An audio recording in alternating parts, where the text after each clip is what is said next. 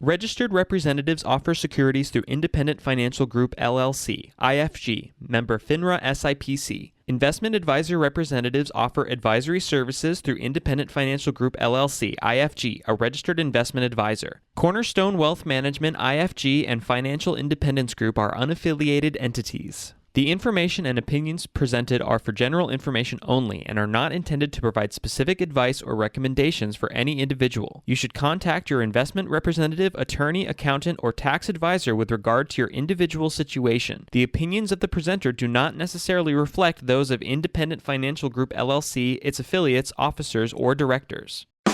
If you're nearing retirement or worried if what you've saved is going to last, then this is the podcast for you. Now let's join Cornerstone co-founder Jamie Avila for the Cornerstone Retirement Blueprint Podcast.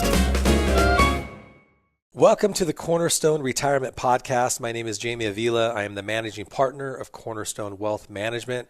As you know, we tackle all the important financial issues that retirees are really faced with on a daily basis. And today, we're really excited to have Alicia Barnett all the way from North Carolina, right? You got it. North Carolina it is. Well, Glad welcome. to be here. Thank you. Thankful that you made the trek. Alicia is really the long-term care specialist at one of our preferred partners, Financial Independence Group. And there's a reason why we wanted to have you on the show is because we get this constantly from clients. It's they just don't understand the long-term care landscape. There's a lot of misinformation. And so what a better place and time to be able to educate our listeners on choices, because at the end of the day, I think that's what clients are really interested in learning about is what options do I have? Because they hear stories from their family, their plumber, their friends. And so we're going to set the record straight today with some of the misconceptions, the common misconceptions about long-term care. And so with all the years of experience that you have, Alicia, why don't we talk about that? What are some of those misconceptions people have about long-term care in general? Absolutely. I think the biggest misconception is it won't happen to me. And what people don't understand that the risks are a lot higher than what people think. So 70% of people over the age of 65 actually need care. 70%? 70%. And listen to this, check this out too. One in five need care for 5 years or more. So it's a longevity risk as well. And a lot more people need care than they actually think do. So the caregiving is actually getting longer in many instances. I wonder if that has to do with a lot of the memory care type issues that people have. Absolutely. Yeah. Okay. Well, that's interesting. So it cannot happen to me. I've heard that before in appointments when I'm sitting down with clients. Oh, I'm self-insured. I can take care of it. And really, it comes back to real life experiences. And one of our clients just about 4 or 5 years ago, very healthy, early 60s, and the epitome of health, would work out 3-4 times a week, was a great eater, ended up having a massive stroke.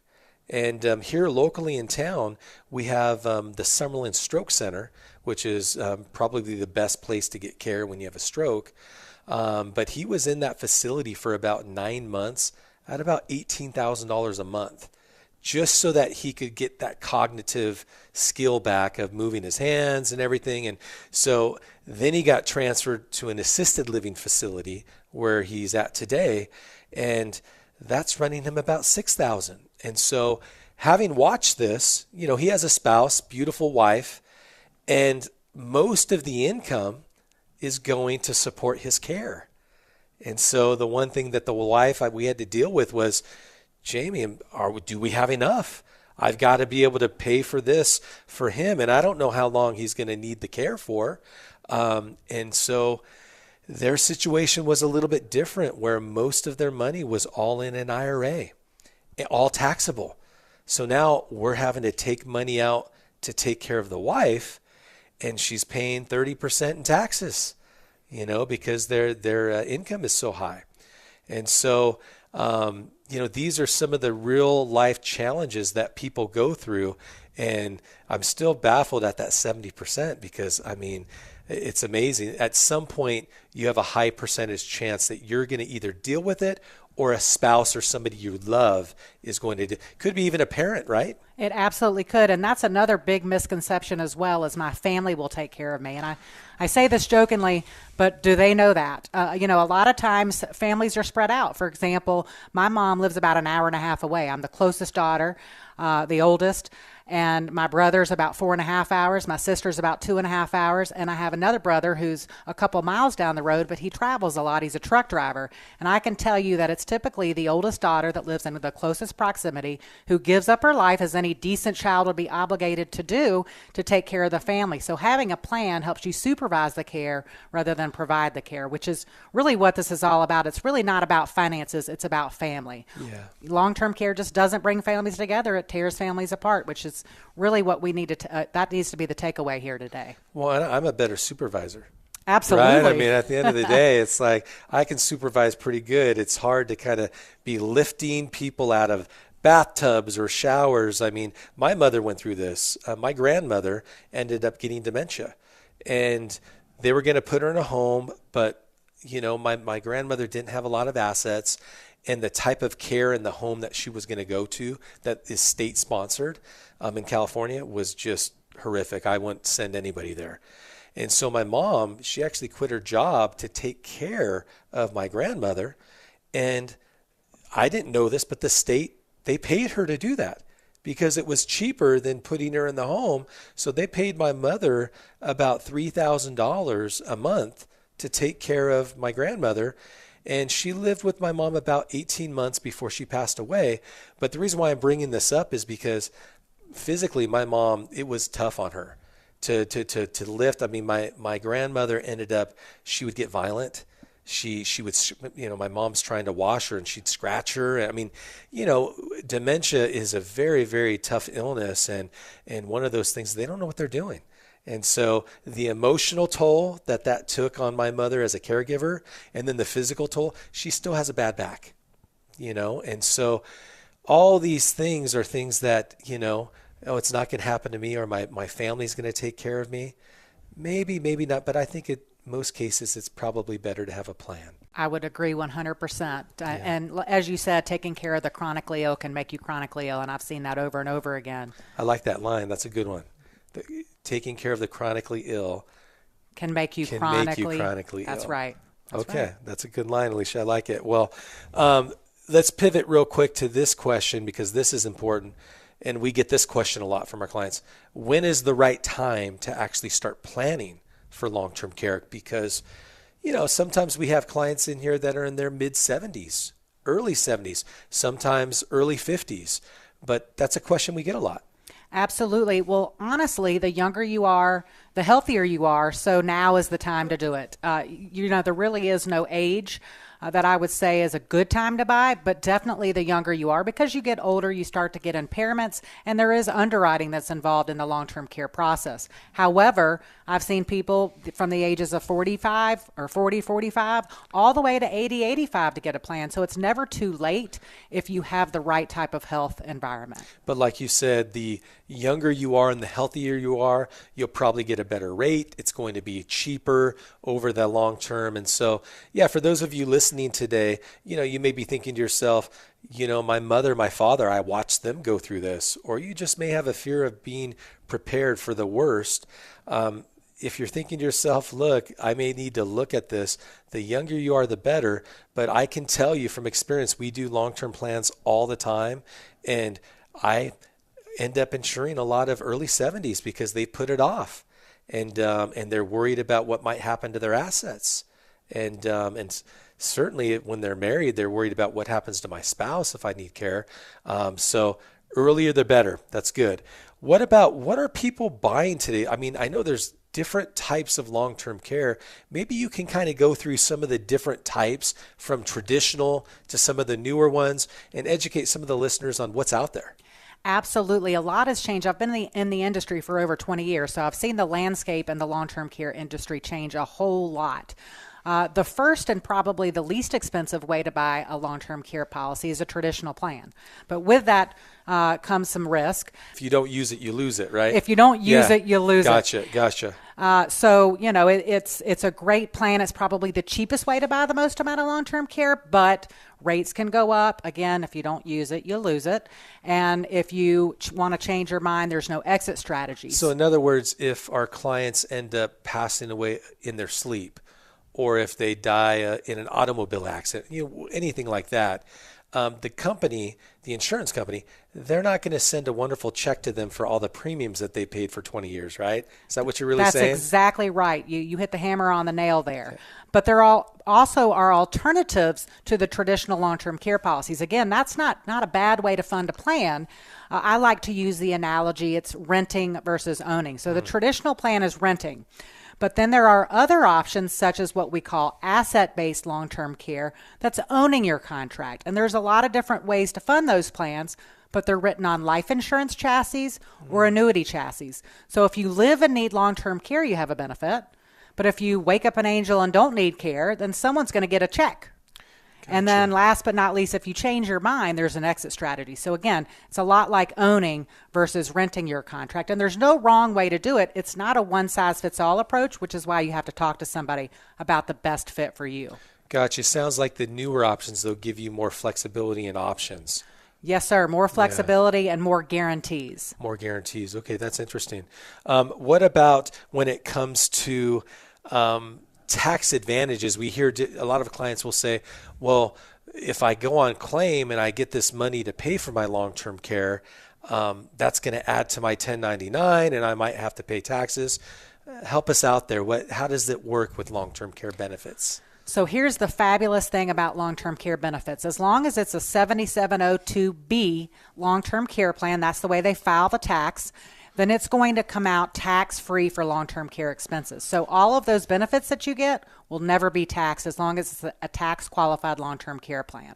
Okay, and so are all of them tax-qualified, or is there only specific plans out there? There are only specific plans that are tax-qualified and that provide tax-free. For example, there are some life insurance policies out there that have chronic illness riders. It's still a way to fund a long-term care event. However, those benefits could be taxable. So when you're looking for a plan, that's something to keep in mind when you're deciding which direction to go. Okay.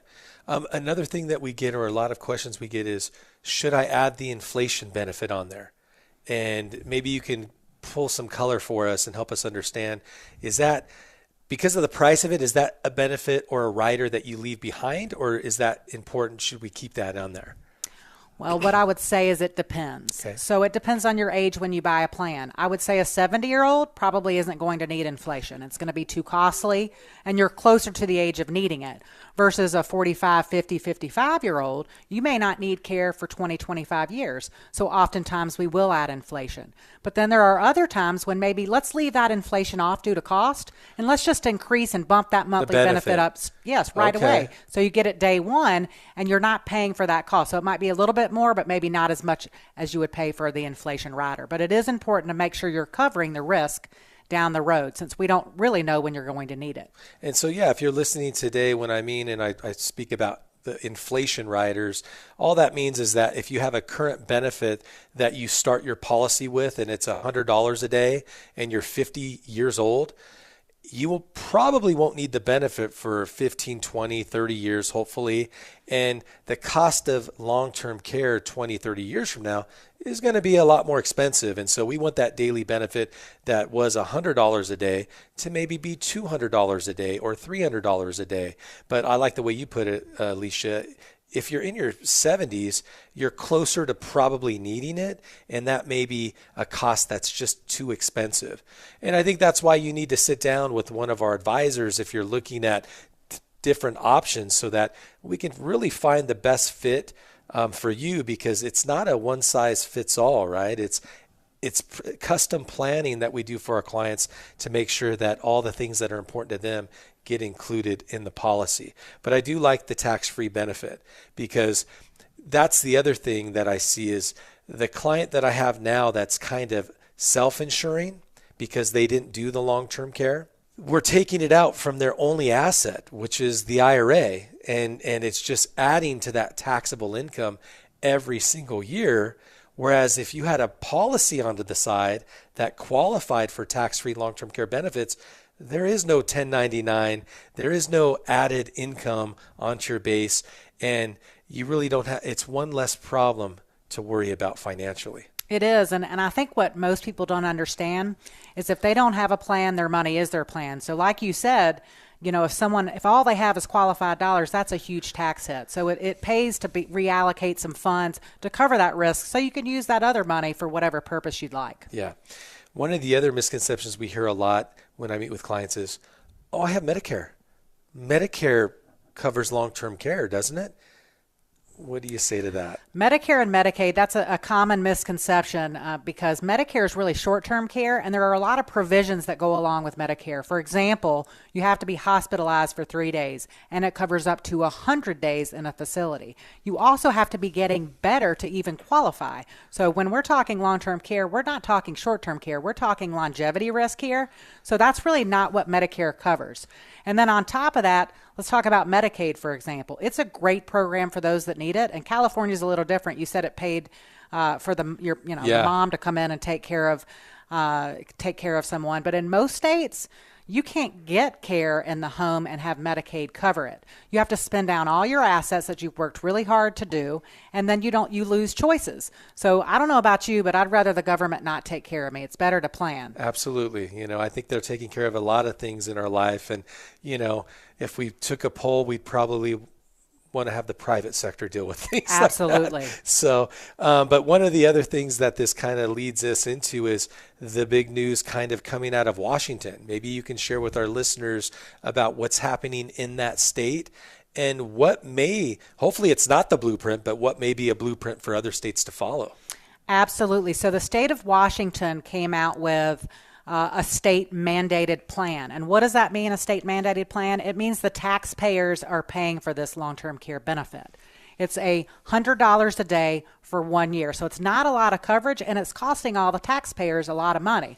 The only thing that helped the state of Washington is you were able to opt out if you bought a 7702B plan. Again, that's for the tax benefits. That's the way it's filed. Then you could opt out. So it created all of this havoc. A lot of people opted out, which means the taxes that they were trying to get from people weren't going to cover the plan. So they're already back to the drawing board, and that tax is probably going to go up. And then again, is 1 year really enough? I mean, it's hard to say. Yeah. The other thing about that, too, is 11 other states right now have that on the docket. So it's coming to a state near you. What I can honestly say is don't try to get a long-term care policy before your house is on fire. So you need to plan ahead. My suggestion is now is a great time, more than ever, to go ahead and start that process so that if it does come to Nevada, that you guys are able to opt out. So basically, if somebody does not have a private long-term care policy in the state of Washington, they're being forced to buy either the state-sponsored plan, which the benefits abysmal and it's probably not what they need, or they go out and obviously look at private insurance at that point. Exactly, but here's the kicker here. The date is over for you to opt out. So if you're now an employee in the state of Washington, let's say you move from another state, you don't have the opportunity to opt out. You're paying that tax. I got you. So that's interesting. So that'll be interesting to find out how that spreads to other states over the next couple of years. It sounds like what they're trying to do is what they did with auto insurance in a lot of places. It's mandatory. You have to have it. Is a warning sign to a lot of people that they see that as a big issue going forward over the next 10, 15 years. Probably going to be a lot of caregiving with all the baby boomers that keep getting older. And although they're living longer, sometimes they live longer with poor health and they need somebody to take care of them. So that's interesting. Okay, well, great. Well, any last examples or anything you want to share with our listeners of maybe a real case study that you've dealt with and how it's positioned that client to really not have to worry about the what ifs when it comes to their health care? Absolutely. So I actually had a case that it's been in the last 12 months where one of my clients or one of my advisors' clients bought a plan, and they were actually a very young couple. they had the means to probably self-fund the risk, but they decided to set aside some funds to be able to take care of it so that they could, again, use the other monies for whatever they wanted. Well, this gentleman was riding his bicycle, and he actually had an accident, a young man. Well, because of the accident, he had a cognitive impairment, and he was the primary breadwinner, and the wife didn't work. So, unfortunately, he was to receive care. He wasn't able to work, but this policy covered that risk. And again, the consequences of not having that policy would have been detrimental, because now he's able to use his disability policy to fund his replacement of income and still be able to receive the care he needs without his wife having to take care of him, and also, again, have that loss of income. So it was an amazing story. The client's wife actually called the advisor and was in tears because she was so thankful that they had this plan, because he was young, and we just don't know how long that can last. And they had a lifetime benefit, so that's going to pay out as long as he needs care for the rest of his life. That's amazing. And that's traditionally what you don't think of in long-term care. You think you get old, Alzheimer's, dementia, things like that. You don't think of having a bicycle accident. That's right. But that's, wow. Can you imagine their life without that policy, or, how things would be different for them financially? It would definitely be a burden. When it comes to the different types of planning, I just kind of want to end with helping the clients understand there's different plans. We talked about the traditional plan. Maybe we could talk about some of the asset-based long-term care that a lot of people are looking at. Can you kind of break that down in a simple format on what that looks like, and how the benefits work, and how it may be different than a traditional long-term care policy? Absolutely. So again, the asset-based long-term care products are written on life or annuity chassis. Well, there's also a number of different ways to fund those. You can use income to fund the plan, meaning you could stroke a check every year for them, just like you could with a traditional plan. Okay. And if you live and need long-term care, typically you're going to see anywhere from a 2-year benefit to a lifetime benefit. So you'll have a monthly benefit. You'll be able to access that by tapping into the death benefit of a life insurance policy. So think of that as a tax-free long-term care bank account.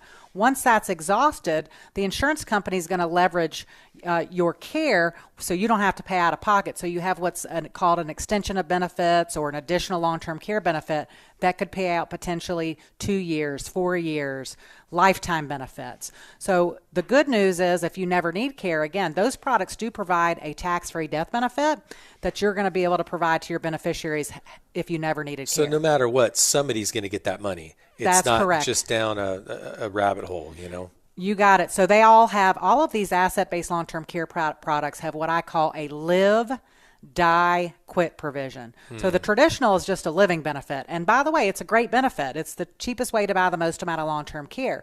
But you don't have a death benefit and you don't have a quit benefit.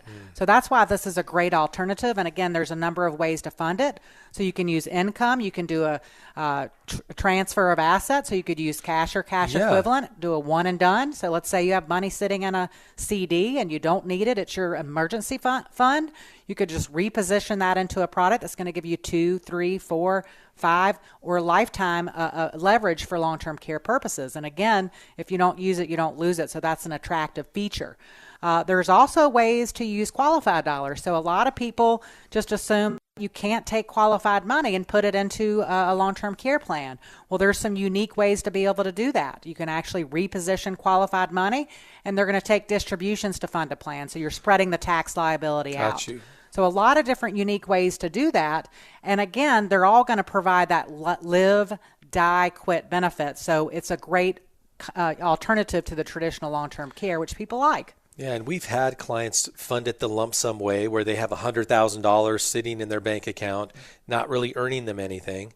And depending on the plan that we put them in for asset-based long-term care, their $100,000's earning more interest than it could earn at the bank. And they still have liquidity options for them. But like you said, whether they need it for long-term care or they leave it tax-free to a loved one, whether it's a spouse. In fact, this is an interesting case. I had a client of mine that I did 2 asset-based long-term care policies for. You'll appreciate this. About 2 years later, she ends up getting breast cancer.